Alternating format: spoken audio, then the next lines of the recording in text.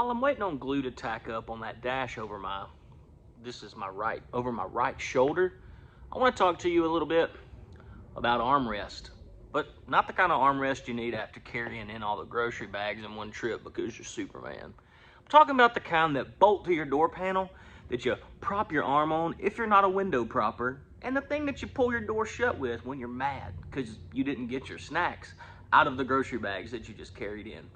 Let's talk about them. So here we have your typical 1953 Bel Air armrest, missing the top pad because it disintegrated. These are some rough measurements I took because I'm modeling it for this car I'm working on. I'll show you that in a minute.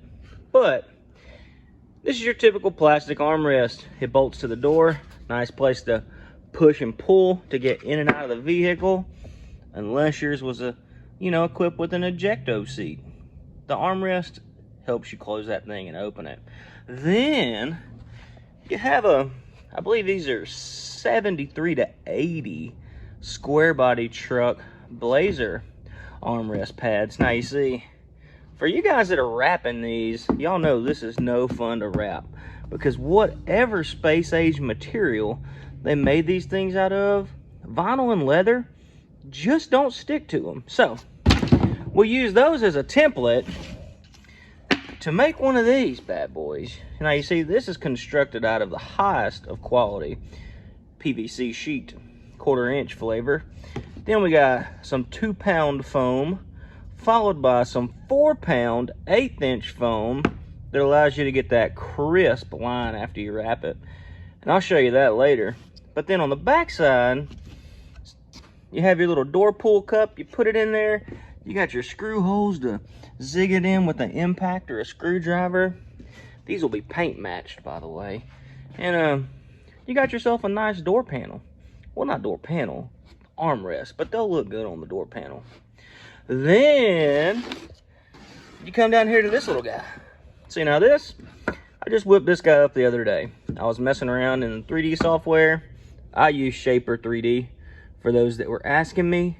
And these are some armrests that are going on a F100 door panel that match that dash down there on that end of the workbench.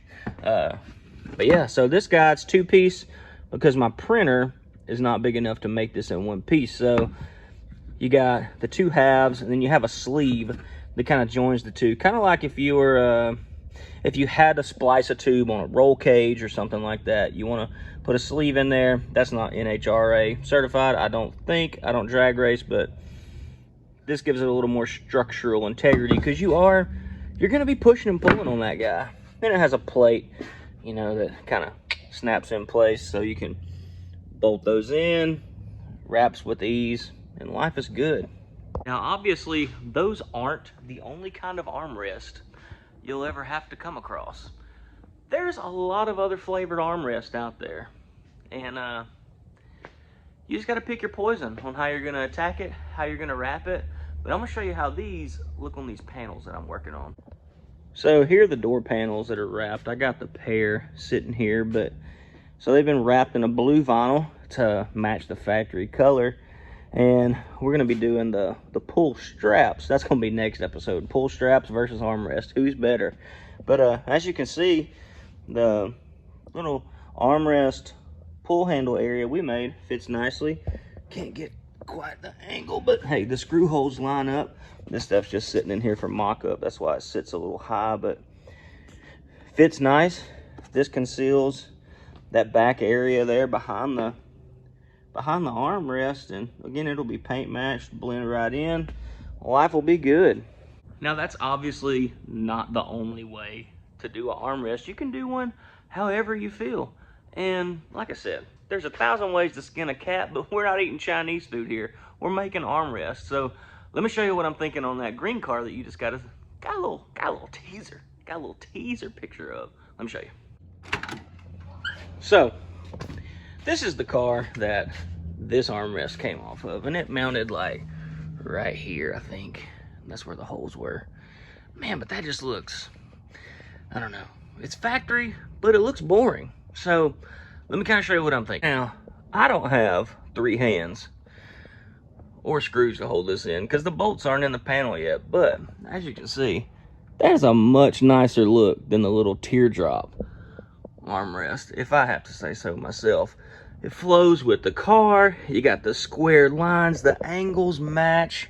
The seats are in progress, getting patterned to cover in some leather, and we will be ready to go on that 53. So, like I was saying, armrests, to me, they're the most overlooked and underappreciated accessories in a car. I mean, you know, you sit on the seat, but if there wasn't an armrest, where would you prop your arm? How would you open and shut the door? Like I said, armrests are one of those things that I never really thought about having to cover when I first started doing upholstery. You know, all you really think about is seats for the most part, door panels, but man, some of that stuff gets super difficult to have to figure out how to cover, which way you want to slice it, what you want to cut apart, what has to come apart in order to wrap a certain panel. And sometimes it's just easier to fabricate something, and I'll say that's been like the biggest challenge coming into this. Not that I thought that it was only sewing, but the whole fabrication process of making something from nothing, re-engineering stuff to fit better, adapting to maybe how the car was built. Maybe it's not factory, maybe a factory piece or component in the aftermarket isn't an option to purchase. You got to make something, and sometimes you got to get creative, and you can't be afraid to create. You also can't be afraid to fail in attempt to create something. If it's terrible, try again. And then if it's terrible again, try again. It's a learning experience. People pay to go to college, so count your losses as learning opportunities to make something better. All right, the glue is tacked up. Let's wrap this thing.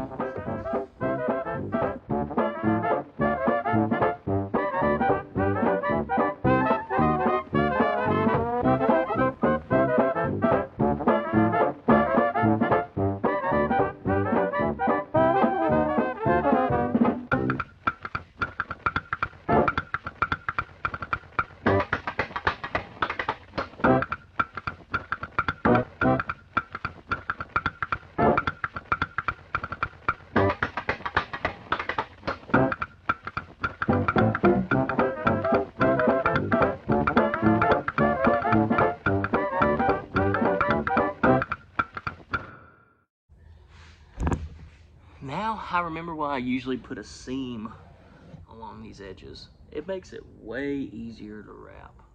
But with the door pull cups in here, let me show you what it looks like now.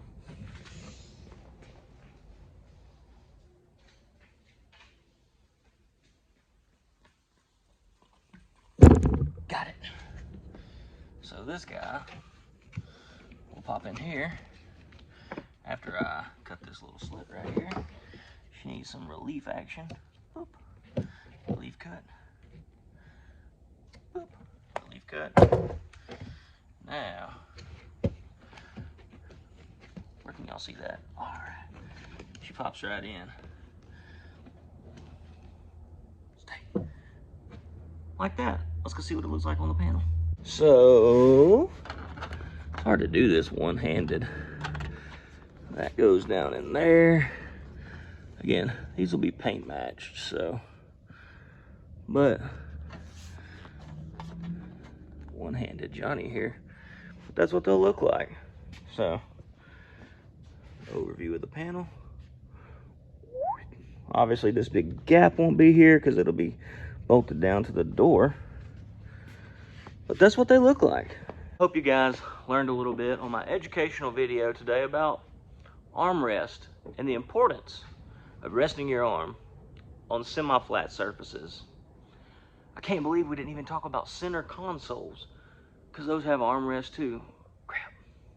Anywho, tune in next time for center console. That don't even sound good. Armrest is the way to go. But anyways, thank y'all for watching.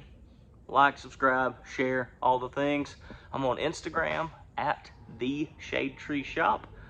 And that's my handle on here too. So if you want to tell your friends, tell your meemaw, tell somebody that wants to build armrest or need to know the importance of armrest, at the Shade Tree Shop. That is at the Shade Tree Shop. God bless. See you next time.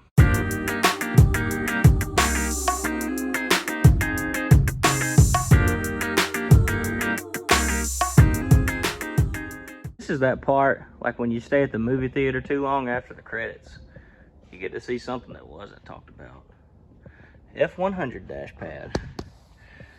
Reworked, refoamed, wrapped with a beautiful French seam. All the way down. Nice vents. Got some black screws for this. That was for Mockup, but she's nice. Anyway, peace!